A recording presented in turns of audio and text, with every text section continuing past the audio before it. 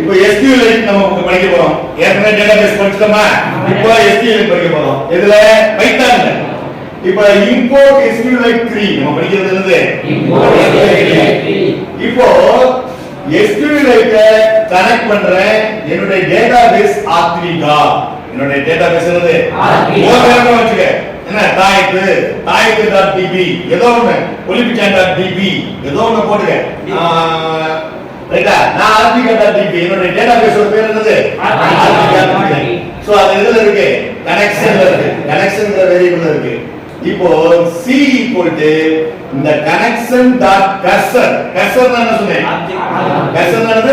கர்சர்ங்கிறது object. Object போமா c ல இறங்குறேன். இப்போ டேபிள் கிரியேட் பண்ணுவாங்க ஒரு டேட்டாபேஸ்ல கிரியேட் டேபிளோட பேர் என்னது? Register number primary key assign பண்ணிருக்கே நேம் வேர் கேர் போட்டுருக்கேன் ஏஜ் எவ்வளவு? இன்டிஜர். ஏஜ் வந்து இன்டிஜர். அதுக்கு ஒரு 3 இடம் ஒதுக்கிருக்கேன். இது டேபிள் கிரியேட் பண்றேன். என்னோட டேபிள் பேர் ஸ்டூடண்ட். என்னோட டேபிள் பேர் என்ன? ஸ்டூடண்ட். அப்ப அத எதுல வச்சிருக்கேன் பாரு. எஸ் ல. ஞாபகம் எதுல வச்சிருக்கேன்? எஸ் ல. இப்போ C அந்த connection.cursor இல்லையா? அது எதுல இருக்கு? C.execute இந்த டேபிள் எதுல இருக்கு? S ல இருக்கு. C.execute S ல இருக்கு. சரியா? அடுத்து இதுக்கு மதிப்பு கொடுக்கணும். அந்த டேபிள்ல உள்ள வேரியபிளுக்கு என்ன கொடுக்கணும்? மதிப்பு கொடுக்கணும். அது உங்களுக்கு தெரியும். மதிப்பு எப்படி கொடுப்பேன்? insert into student values கொடுக்கிறேன். 1001 மணி 17. அப்ப என்ன பண்ணனும்? C.execute எதுல இருக்கு அந்த வேல்யூ? S ல. S உள்ள போடு. அடுத்து இன்னொரு ரெக்கார்ட் கொடுக்கிறேன். 1002 வடிவேலு 18. அத திருப்பி என்ன பண்றேன்? எக்ஸிக்யூட் பண்றேன். ரைட்டா? அதே மாதிரி மூணாவது மதிப்பு கொடுக்கிறேன். நாலாவது மதிப்பு கொடுக்கிறேன். நாலாவது மதிப்பு 1004 சாம் 18. ரைட்டா? எல்லாமே எதுல இருக்கு? S ல. எப்படி பண்றேன்? C.execute S. கடைசில முடிக்கும் போது கனெக்ஷன் அந்த மறந்துடாத. connection.commit connection.close open பண்ணிரோம் மூடிரோம். அடுத்து ஒரு மெசேஜ் டேபிள் கிரியேட் ஆயிருக்கான்னு எனக்கு தெரியுமா இல்லையா? அது வந்து சொல்லாது. அப்ப அது ஒரு மெசேஜ் போட்டுருக்கேன் print table created. இத நம்ம ரன் பண்ணி பாப்போமா? இதுதான் ஒரு SQLite உடைய டேட்டாபேஸ்ல டேபிள் கிரியேட் பண்றது. டேபிள் ஏற்கனவே வாங்கி பார்த்திருக்கோம். அதேதான் ரன் பண்றேன்.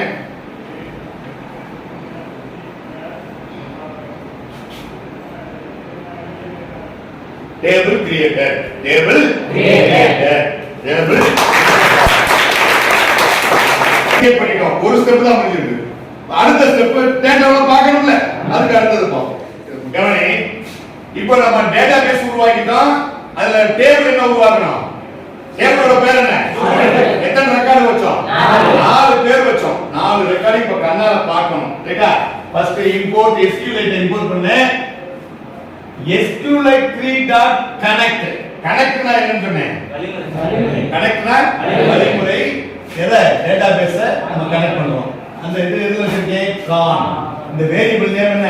கான். நம்ம என்னடா பேரு? இது என்ன வச்சுக்கோ இஷ்டம். இந்த வேரியபிள் ஓவன் இஷ்டம்.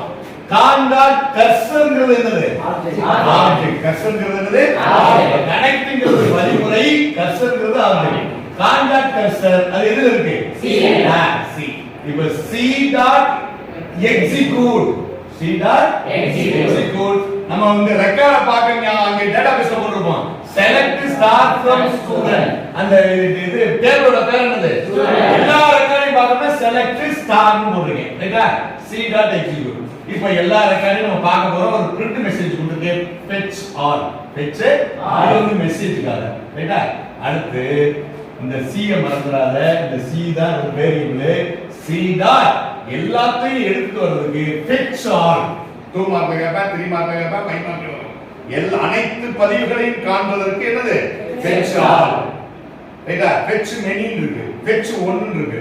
fetch all அப்படினா எல்லா ரெக்கார்டையும் எடுத்து எதுல ஸ்டோர் பண்ணிரோம்?